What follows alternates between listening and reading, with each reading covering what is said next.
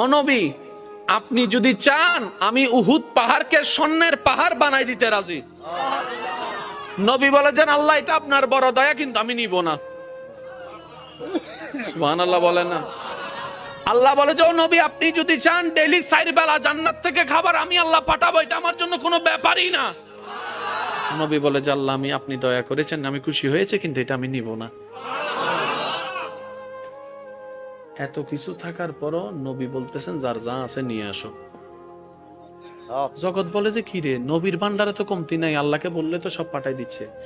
নবী বলে যে, না, আল্লাহ দয়া করে দিয়েছেন সত্য, আমি একটু আমার সাহাবাদেরকে করার সুযোগ দিচ্ছি, ইসলামের জন্য ত্যাগ দেওয়ার সুযোগ দিচ্ছি, যেন তাদের সে চরিত্রটা পরবর্তী উম্মতরা দেখে যেন বুঝতে পারে ইসলামের জন্য সাহাবায়ে কেরাম কতটুকু দেওয়ার চেষ্টা করেছেন, করার চেষ্টা করেছেন। সুবহানাল্লাহ। আল্লাহর নবী বলে, আমার আল্লাহ আমাকে শুধু এক জায়গার ভিক্ষুক রাখছে, আর সব জায়গায় বাদশাহী দিয়েছেন। নবী বলে, আমি মুস্তাফা শুধু আল্লাহর দরবারে ভিক্ষুক, আর সব জায়গায় আমার আল্লাহ আমাকে বাদশাহী দান করেছেন, ইমামুল আম্বিয়া বানিয়ে দিয়েছেন।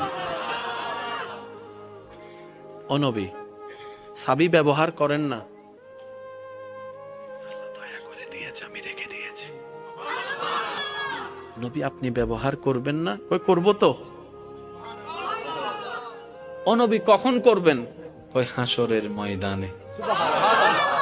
ইয়া রাসূলুল্লাহ, হাসরের ময়দানে ব্যবহার কিভাবে করবেন?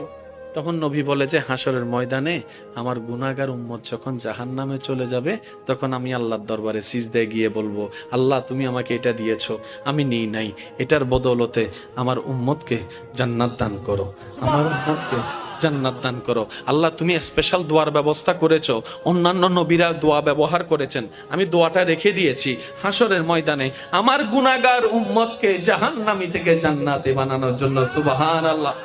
আর একটু জোরে বলেন না সুবহানাল্লাহ। কি সৌভাগ্য আমাদের, ওই দয়াল নবীর উম্মতের খাতায় আপনি আমি নাম লেখাইতে পারছি।